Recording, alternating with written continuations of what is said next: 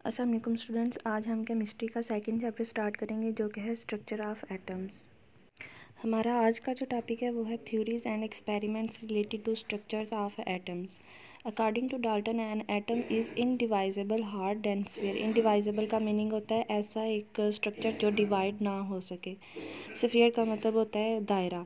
Atoms of the same elements are alike. वो कह रहे हैं कि एक एलिमेंट के जो एटम्स होते हैं उसमें जितने भी एटम्स हैं वो सारे एक जैसे होते हैं। They combine in different ways to form compounds. In the light of Dalton's atomic theory, scientists performed a series of experiments. But in the late 1800s and early 1900s, scientists observed new subatomic particles. In 1886, Goldstein discovered positively charged particles called protons. कि Goldstein ने discover किए थे protons जिनके ऊपर क्या charge होता है, positive charge. In 1897, J.J. Thomson found in an atom the negatively charged particles. Thomson जो था उसने इलेक्ट्रॉन्स को डिस्कवर किया था और उन पे कौन सा चार्ज होता है, negative charge. It was established that electrons and protons are fundamental particles of matter.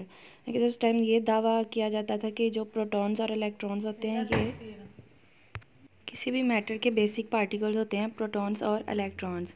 Based upon this observation Thomson put forth his plum pudding theory. He postulated that atom were solid structures of positively charge within tiny negatively particles stuck inside it is like plums in the pudding.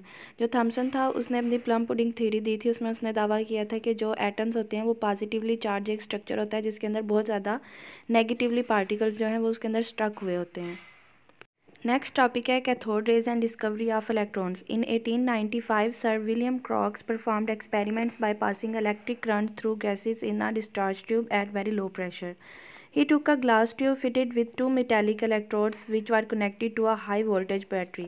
जो William क्रॉक था उसने बहुत सारे experiments किए थे। उसने एक glass tube ली थी और उसके दोनों साइड्स पे इलेक्ट्रोड्स, मेटालिक इलेक्ट्रोड्स को अटैच कर दिया था, जो आपको ये डायग्राम में नीचे नज़र आ रहे होंगे, एनोड और cathode.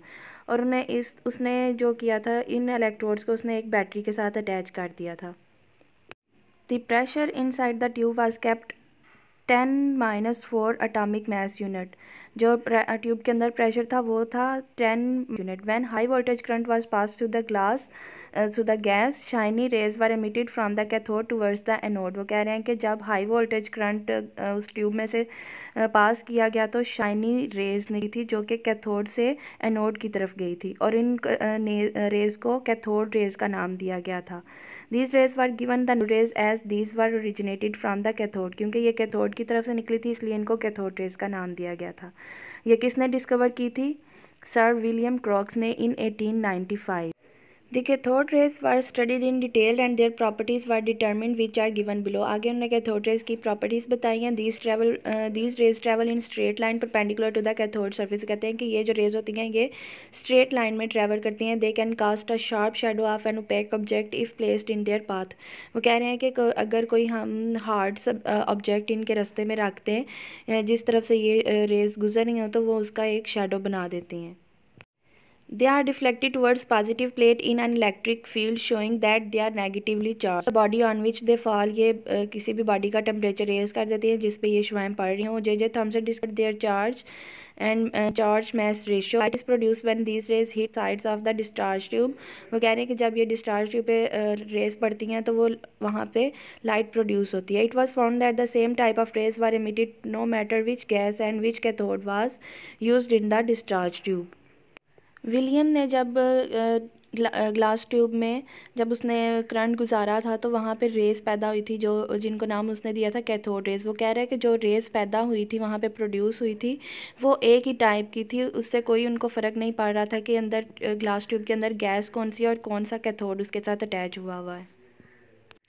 All these properties suggested that the nature of the cathode rays was independent of the nature of the gas present in the discharge tube or material of the cathode. ये वही बात है जो मैंने आपको पहले बताई है कि जो कैथोड रेज हैं वो गैस पे और कैथोड पे डिपेंड नहीं करती, वो इंडिपेंडेंट होती हैं कि उनको कोई फ़र्क नहीं पड़ता कि जो गैस है उसके अंदर ग्लास ट्यूब के अंदर वो किस टाइप की है। The fact that they cast the shadow of an opaque object suggested that these are not rays but they are fast moving material particles. They were given the name electrons. बाद में उन cathode rays को electrons का नाम दे दिया गया था।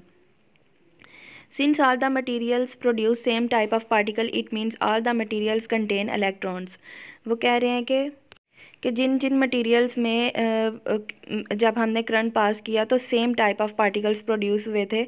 तो इसका मतलब है कि जितने भी मटेरियल्स हैं उनमें इलेक्ट्रॉन्स पाए जाते हैं। As we know materials are composed of atoms, hence the electrons are fundamental particles of atoms. वो कह रहे हैं कि जैसा कि हमें पता है कि तमाम जो मटेरियल्स हैं वो एटम से मिलके बनते हैं और इलेक्ट्रॉन्स जो हैं वो एटम का बेसिक पार्टिकल है, फंडामेंटल पार्टिकल है।